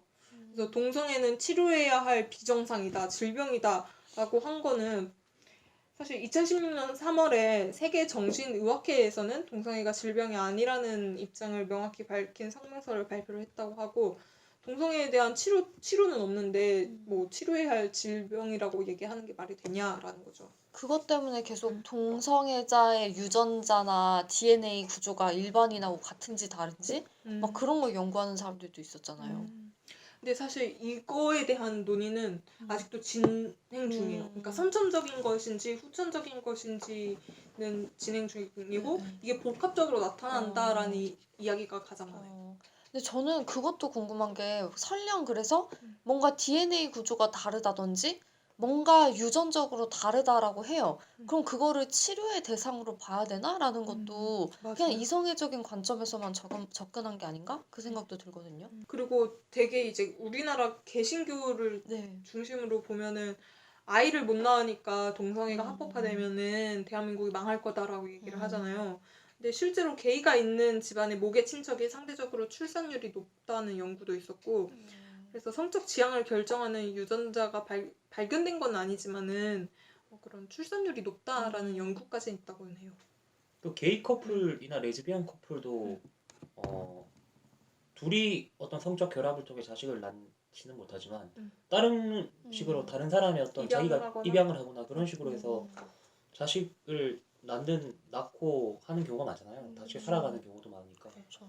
그건 뭐 별 상관없는 것 같아요. 근데 그걸 가지고도 엄마 아빠가 둘 다 남자거나 여자일 경우에 아이의 성적 정체성이나 얘가 뭐 차별을 당할 수 있다 막 이렇게 해서 그걸 금지하는 사람도 있는데 그것도 어떻게 보면 앞뒤가 바뀐 얘기가 아닌가 싶어요. 그러면 그런 식으로 하는 것 자체가 저는 그게 한부모 가정에 대한 차별하고 별반 다를 바 없다 보거든요. 그러니까 애가 엄마 한 명만 있고 아빠가 없으면 애가 이상해진다랑 게이 커플이 얘를 키웠을 경우 엄마가 없기 때문에 애가 삐뚤어질 수 있다랑 그렇게 보는 것 자체가 이미 편견 아닌가? 오히려 얘가 가정에서 사랑받고 두 사람의 그런 적극적인 케어를 받는 아이면 사회적인 차별만 없으면 얘는 또 얘 나름대로 게이 커플 사이에서 태어났어도 얘는 이성애자일 수도 있는 거잖아요. 외형적인 정상성만 네, 너무 네. 추구한다는 거죠. 네네. 그래서 그거 자체가 다 편견이 아닌가 싶어요. 사실 정상적인 우리가 흔히 생각하는 정상적인 네. 가족이더라도 하나하나 따지고 보면은 음, 뭐 부모님과의 불화라거나 뭐 그쵸. 제대로 된 사랑을 받지 못하는 자녀들이 네. 굉장히 많은데 맞아요. 거기에 대해서는 전혀 신경 쓰지 않고 음. 그냥 겉모습으로 네. 평가를 하는 마치 게 이런 거랑 문제인 거죠. 똑같잖아요. 박근혜가 여자이기 때문에 앞으로 여자 대통령은 안 돼. 음. 다시는 음. 다시는 되면 안 된다. 이런 거랑 비슷한 거 그쵸. 같아요. 외형만 보고 하는 네. 거죠. 약간 가족에 대한 그 너무 판타지가 있다고 해야 되나? 음. 가족은 완벽하다라는 그것 자체가 음. 모순이라는 건 자기 집만 다 봐도 알 다 알지 텐데. 않을까요? 그게 저는 교과서 탓도 큰 것 같아요. 그쵸. 그러니까 맨날, 예. 사회 교과서 제일 처음 배울 때가 가족 구성원에 대해서 배우잖아요. 맞아. 가족이란 무엇인가. 예. 그때 개념이 맨 처음에 배우다 보니까 너무 강하게 박혀 있어서 그쵸. 그걸 너무 아름답게만 생각해요. 네. 그리고 동성애가 서구의 산물이다. 개방적인 서구의 산물을 우리가 왜 따라 해야 하냐라고 얘기를 하는데 앞에서 이제 설명을 많이 드렸듯이 인류 존재 이후 현재까지 있어온 보편적인 현상입니다. 네, 산물이 아니고. 그리고 트랜스젠더가 성별을 법적으로 바꾸려면 생식기 수술을 받아라 라는 이야기도 많은데 아, 그쵸. 그게 생식기 수술을 받지 않으면은 인정해주지 않는다는 네. 그런 건가? 그거는 트랜스젠더에 대한 그 개념을 잘못 이해를 한 음. 거고 이렇게 말을 하는 이유는 군입대 문제 때문에 음, 이렇게 얽히는 맞아요. 건데 군입대를 면제를 받으려면은 그러니까 동성애는 정신과 진단 안 받아도 돼요. 정신과 진단이 없어요. 그 항목에. 네네네. 근데 트랜스젠더는 받아야 돼요. 아, 트랜스젠더임을 증명하는 정신과 진단을 우리나라에선 받아야 된다고 해요. 그게 궁금한 게 응. 그 우리나라에서 신체적으로 남성으로 태어났는데 스스로 젠더 아이덴티티를 여성으로 생각하는 사람들이 군대에 안 가려고 했다는 거예요? 네네네. 그러면 여자는 군대 가면 안 된다라는 논리인가? 이건 잘못된 것 같은데? 그쵸. 걔네들도 군대를 가야지. 근데 그 사람들 입장에서는 그거 네. 같아요. 나는 여잔데 내 몸만 지금 남자니까 난 여자로 살고 싶다. 그러니까 평범한 한국 여자처럼 살고 싶다라고 주장을 하다 보니까 그럼 여자들은 군대를 무조건 가야 되는 지금 법이 아니잖아요, 제도가. 그러니까 나한테도 군대를 갈지 안 갈지 선택할 권리가 있다라고 주장을 하는 것 같거든요. 근데 이제 그거를 군을 기피하는 사람들이 악용하지 않을까 하기 때문에 무조건 수술을 해라라는 것 같기도 해요. 맞아요. 미안해. 근데 저는 이 부분은 분명히 그런 의문점은 있는데 음. 여자도 군대를 갈 수 있잖아 하면 그건 맞아요. 여자도 음. 가고 싶으면 가는 거고 여자도 갈 수 있는데 이 사람들은 군대 가고 싶다 아니다를 그걸 뛰어넘어서 내가 그냥 여자의 삶을 살고 싶다. 음. 그냥 보통의 여자가 그쵸. 되고 싶다. 네. 그것 때문에 그렇게 주장하는 것 그쵸. 같아요. 그렇죠. 그래서 이제 군 면제를 받으려는 거고 근데 이제 그렇지 않은 이성이 봤을 때는 당연히 군대에 가야 되고 너가 안 가려면은 성기를 수술을 해야 된다라고 생각을 하고 그 증명을 해라. 저는 이거는 성기 수술이랑은 상관없이 제가 좀 심사숙고를 하지 않은 거라서 이런 판단을 하는지 모르겠는데 왜 자기가 여성이라고 생각하는 신체적인 남성들은 군대를 안 가려고 하는 거죠? 무슨 아까 말이에요? 네. 살구가 얘기했던 것처럼 나는 여성으로서의 삶을 살고자 하기 때문에 보통 이제 한국의 여성은 군 입대가 의무는 아니잖아요. 그래서 그렇게 생각을 할 것 같아요. 그리고 트랜스젠더는 정신과 진단 항목에 있으니까 낫게 할 수 있다라고 보통 생각하기 쉬운데 이것도 트랜스젠더는 일반 정신병리처럼 약물 상담이나 어떤 그 약물을 투약을 해가지고 증상을 완화시킬 수 있는 그런 게 아니라 다른 수술 그러니까 변환 수술, 성전환 수술을 받기 위해서 아니면 군면제를 받기 위해서 의료적 조치로 행해지는 것이지 이런 거를 낫게 할 수 있는 건 아니다라고 합니다. 그리고 이런 단어 쓰기 싫은데 항문 섹스 때문에 에이즈에 걸린다라는 편견도 있는데 에이즈는 안전하지 않은 성관계 때문에 걸리는 거지 동성애 때문인 게 아니라고 하네요. 여기까지가 논란되는 부분들을 짧게 정리를 해왔어요. 그리고 좀 정치랑 엮어서 빨리빨리 훑고 이야기를 해볼게요. 우리나라는 2007년에 차별금지법이 이제 법무부가 입법 예고를 했었는데 보수 개신교 세력들이 성적 지향이 포함되면 안 된다. 그 차별금지법에 성적 지향이 포함되면 안 된다고 해가지고 그때 삭제가 됐다고 합니다. 그런데 이제 그 차별금지법이 제정이 되는 건 아예 무산이 됐어요. 왜냐면은 네. 차별을 오히려 용인하자는 법이 아니냐라는 이제 그 동성애 단체에서 반발이 심해가지고 입법이 아예 무산이 됐었고 2008년, 2012년, 2014년에 어떤 국회의원들이 이렇게 입법을 했는데 결국에는 다 무산이 됐습니다. 헌법 11조 1항에서는 모든 국민은 법 앞에서 평등하고 성별이나 종교 또는 사회적 신분에 의하여 정치적, 경제적, 사회적, 문화적 생활의 모든 영역에 있어서 차별을 받지 않는다라고 명시가 되어 있고 국가인권위원회 법에서도 성적 지향을 이유로 차별을 받지 않는다라고 되어 있고 또 학생인권 조례에서도 서울시 등에서는 성적 지향 등과 함께 성별 정체성을 차별하는 것을 금지를 하고 있어요. 근데 이제 법률로 입법을 하는 거에서는 자꾸 이제 제동이 걸리는 거죠. 진짜 동성애자가 뭐 주변 사람들한테 피해를 주는 건 아니잖아요. 어떻게 보면은 그냥 자기의 성적 정체성을 찾아서 살아가겠다라고 하는데 그거를 왜 그렇게 굳고 반대를 하면서 뭔가 없어져야 될 존재인 것처럼 보는지 사실 저는 그 부분부터 약간 이해가 안 되거든요. 맞아요. 그래서 법률로 이렇게 제정이 안 되다 보니까 주민등록을 할 때도 주민등록 변경을 할 때도 일정한 요건을 갖춘 경우에만 성별이 정정이 가능하다. 그러니까 모든 경우에서 네. 그게 가능한 게 아니라 또 시행령에 따라서 법원의 판단에 따라서 케이스가 다르다고 합니다. 그리고 우리나라 군형법에는 동성 간 성행위를 처벌하는 법이 1962년에 도입됐다고 해요. 그래서 사실 군형법에서 동성 간 성행위를 처벌하는 이유를 잘 모르겠어요. 군대 가가지고 응. 연애하고 있으니까 아니에요? 근데 이게 그런 되게 의미에서구나. 이게 잘못된 게 제가 알기로 그리스 테벤가 거기에 사상 최고의 군대가 있었대요. 근데 그 군대가 왜 사상 최고였는지 알아요? 몰라요. 그게 동성애 연인들로 모여진 군대였던 거야. 아 맞아 나 이 얘기 네. 들은 적 있어요. 나도- 맞아 나도 맞아. 그 자기 옆에 그러네. 있는 동료가 자기 애인인 거지. 그럼 무조건 지켜야 돼. 아 맞아, 그러네. 맞아, 그 싸움을 졸라 열심히 하고 음. 전쟁터에서 다 패한 적이 없다고. 맞아. 네. 그렇네요. 네, 근데 이제 성폭력이면 처벌해야 된다라고 생각을 하는데 성행위를 그러네요, 처벌하는 생각해보니까. 거는 조금 웃기다고 생각이 들고 우리나라 퀴어 축제는 작년에 서울에서 광장에서 했던 게 17회였어요. 그래서 근데 이게 키워 축제에 대해서는 얘기를 좀 해볼 필요가 있을 것 같아요. 저는 네.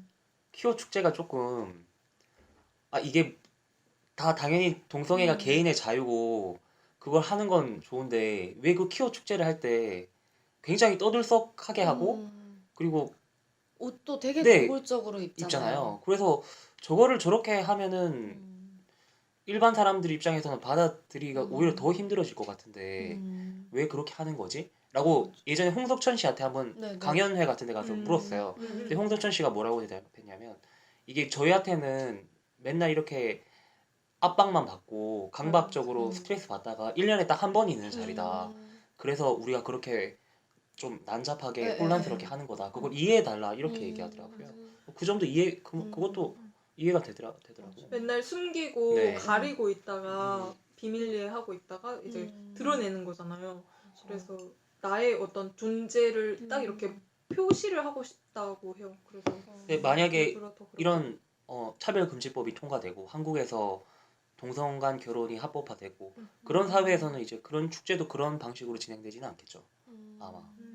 근데 어떻게 보면 홍석천이라는 그런 인물이 되게 동성애자들 사이에서는 정말 국민 인식을 많이 바꿔놓은 사람이잖아요.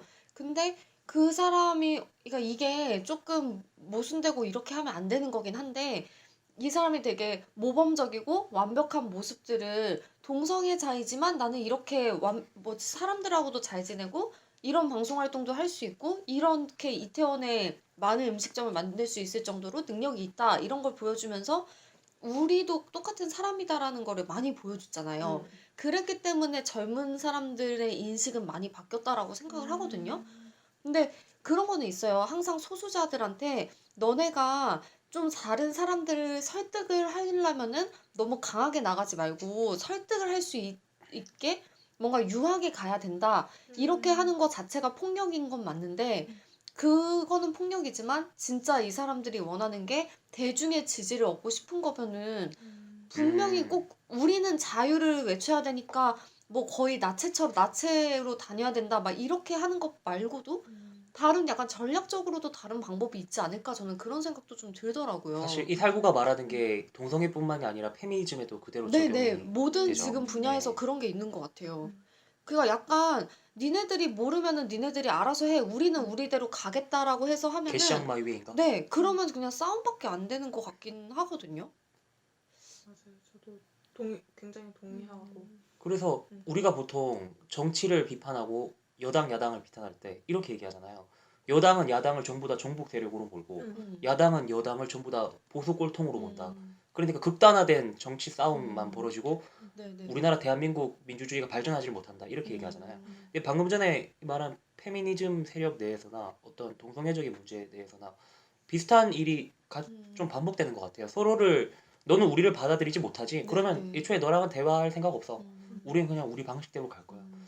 이렇게 되니까 더 문제가 복잡해지고 해결은 안 되는 게 아닌가 싶더라고요. 그 사람들은 이제 우리도 기본적인 권리를 누리겠다, 인간으로서의 권리를 누리겠다라는 건데 왜 자꾸 우리 보고 완벽한 인간이길 바라냐라고 주장을 할 수도 있어요. 그러니까 그걸 분명히 공감하고 이해는 하는데 그 홍석천 씨도 그랬다면서요. 1년에 한 번 억압됐다가 이날만은 우리는 뭔가 표출을 하는 날이다 하는데 그거는 1년에 딱 한 번 대중 앞에 모습을 드러내는 날이면 대중이 생각하는 모습은 딱 그 하루의 모습일 거 아니에요. 그러면은 그런 부분도 좀 생각을 해야 되지 않을까라는 그렇네요. 네네 그런 생각이 드네요. 그래서 사실 서울에서는 2000년부터 시작됐고 대구에서는 2009년부터 시작됐다고 합니다. 퀴어 퍼레이드는. 기원은 이제 미국에서 시작된 건데 1969년 스톤월 항쟁이라고 하는데 해당 연도도 굉장히 인상적이네. 699만 69. 그 스톤월 인이라는 뉴욕에 있는 술집에서 동성애자나 동성애 그리고 성소수자들이 고객인 바였어요. 스톤월 인이라는 그 술집이. 근데 경찰이 그 게이바를 급습을 해가지고 그게 항쟁으로 이어졌던 거예요. 그래서 그 동화의 거부를 상징하는 퍼레이드가 그때부터 그거를 이제 기념을 해가지고 그 당시에만 해도 열리는 미국엔 거죠. 소돔법이 있었으니까 그게 범죄였구나. 소노비. 소돔법. 소돔? 소돔법. 아까 2003년에 폐지됐다잖아요. 소돔이. 소돔이. 네, 소돔. 맞아요. 네, 그렇게 해서 이렇게 좀 정리를 해볼게요. 곁다리로 어떤 정치인들의 동성혼에 대한 이야기.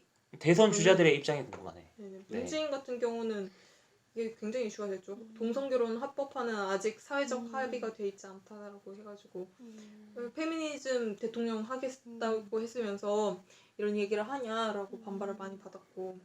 이게 이런 게 아쉬운 게 문재인 후보가 이렇게 얘기하면은 페미니즘 세력에서는 저 사람은 반페미니즘 대통령이다 이렇게 또 몰아가잖아요. 맞아요. 근데 그렇게 얘기한 건 아니잖아. 지금 당장 지금 준비가 안 됐다는 건데 어떻게 그걸 또 반페미니즘이라고 얘기를 하냐고요. 그렇게 하면은 문재인 지지하는 사람들 입장에서는 받아들이기가 힘들죠. 저는 그게 너무 네. 어이가 없었던 예. 게 그 논란이 아마 그 나중에 발언 때문에 그렇게 된 거로 알고 있어요. 근데 그러면은 그 사람들은 이명박이나 박근혜 있을 때는 그렇게 안 가고 아니면 보수층 뭐 유승민이나 막 이런 사람들이 있을 때 그가 약간 우리가 말하는 보수 세력, 기득권 세력 어떻게 보면은 페미니즘은 전혀 생각도 안 하고 동성애자는 안 불법화해야지 동성애를 뭐 유지시키면 안 된다 이렇게 강하게 반대를 하는 사람한테 가서는 찍소리도 안 하면서 왜 여기 와서만 이렇게 문재인은 페미니즘 대통령이 되겠다 했지만 저 다 뻥이야 이렇게 몰고 가는 것 자체가 저는 너무 그렇게 해서 저 사람들이 이득인 게 뭐 있지? 라는 생각이 들거든요. 그리고 저는 약간 그런 것도 좀 따지고 싶은 게 실제로 그래서 저 그것 때문에 찾아봤는데 뭐 안희정 같은 경우도 뭐 자기 동성애를 지지하겠다라고 말을 했잖아요. 홍성천 씨도 막 데려오고 했었는데 실제로 그 법안 만드는 거에 대해서는 뭐 약간 현실적으로 지금 뭐 하기 어렵다라는 식으로 얘기를 해서 경향신문 칼럼에서 봤는데 실제로 동성애자들의 인권을 존중하고 그걸 법안으로 만들어야 된다라고 유일하게 말한 사람은 심상정 후보밖에 없다라고 하거든요. 그래서 그런 게 그럼 이 사람들은 그냥 정치적으로 이것도 또 이용하는 건가? 라는 생각도 사실 지울 수가 없어요. 그리고 오바마 대통령 같은 경우도 처음부터 동성애 합법화하겠다라고 지지하지 않았잖아요. 처음엔 반대 의견을 냈다가 백악관 입성하고 나서 그 다음에 어쨌든 합법화를 하는 식으로 바꾼 상태인데 전략적으로 그런 생각도 해야 되지 않을까라는 생각이 들어요. 왜냐면 지금 뭐 문재인 후보도 그렇고 물론 안희정 후보는 좀 더 동성애를 적극 지지하겠다라고 발언을 했죠. 스킨십은 했죠. 네네. 쇼맨십은 그런 했는데, 것도 했고 그리고 뭐 이재명 후보도 그런 차별은 없어야 된다. 다들 차별은 있어서 안 된다라고 하지만 법으로 만든다는 데는 셋 다 똑같이 주저하고 있어요. 그런 상황에서 근데 이게 어떻게 보면은 선거에선 어쩔 수가 없는 게 나는 동성애 합법화까지 주장하겠다라고 말을 해버리면 기독교의 표는 다 없어지는 건데 그게 선거에서 가능할까 하면 저는 사실상 불가능하다라고 보거든요. 그래서 그냥 안 되는 거를 그렇게 무리하게 요구를 하는 게 맞는 건지 아니면은 진짜 동성애 인권이랑 나중에 정권이 바뀌었을 때 이거를 합법화를 추진할 수 있는 그런 약간 단계를 미리 준비를 하는 게 더 합리적인 건지 그런 것도 좀 고민을 해봐야 되지 않을까 싶어요. 정치에서의 어떤 선은 그 결과를 만들어내야 되는 것이니까 그쵸. 그렇게 얘기할 수가 있겠죠. 저도 거기에 동의합니다. 저도 동의해요. 네. 저도 어떤 사람을 한번 인터뷰를 한 적이 있었는데 자기는 안희정을 90% 지지한대요. 근데 딱 하나 아쉬운 게 동성애였다. 그래서 나는 문재인을 뽑을 것 같다라고 이야기를 하더라고요.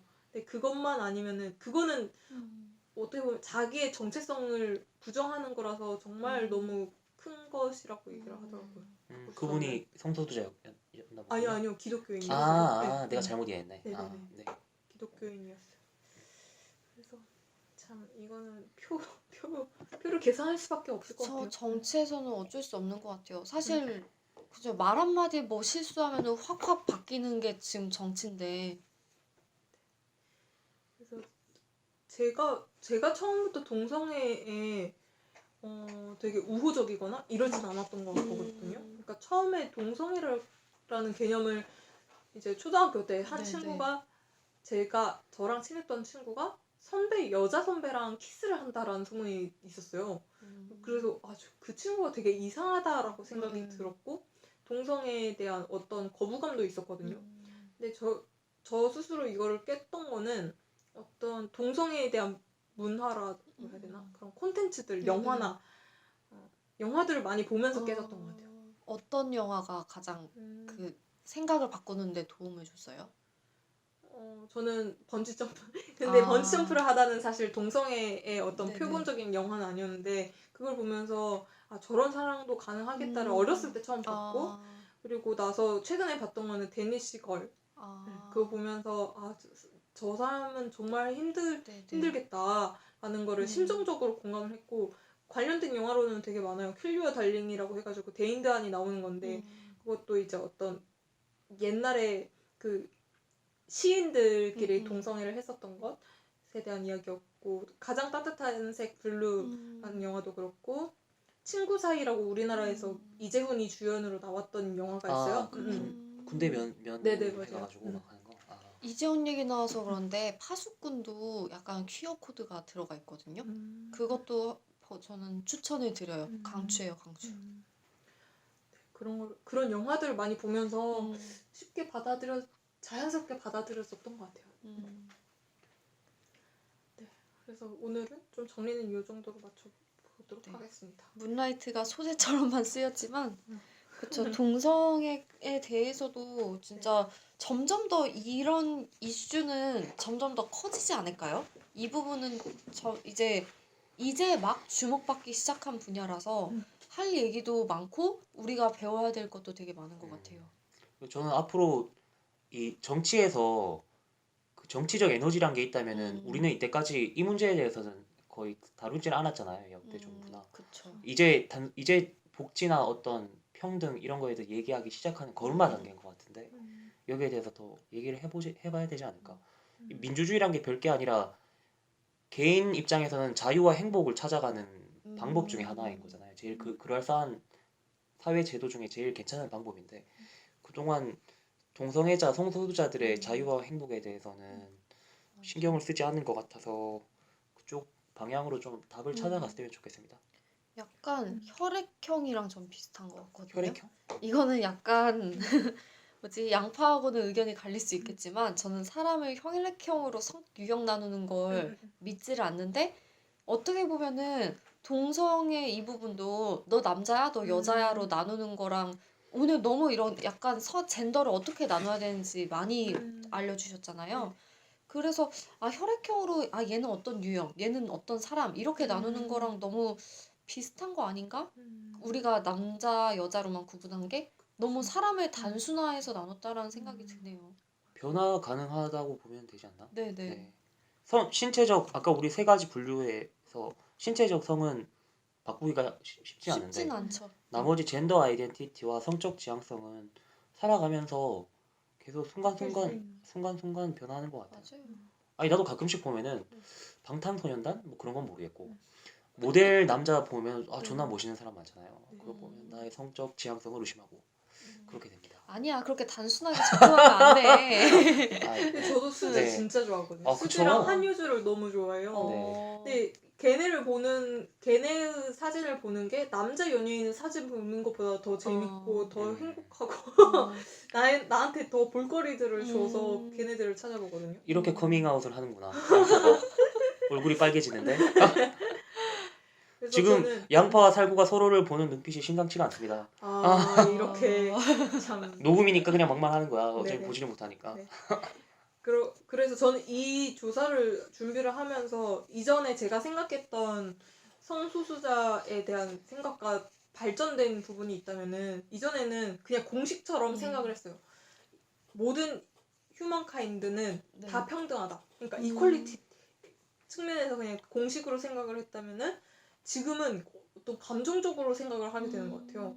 그러니까 콘텐츠들을 접해서 이렇게 시작하고 들어가서 역사적 이렇게 깊이 들여다보게 되면서 느껴지는 것 같기도 한데 이 사람들이 얼마나 외로웠을까, 이 사람들이 얼마나 괴로웠을까 이것들을 자꾸 생각을 하게 되더라고요.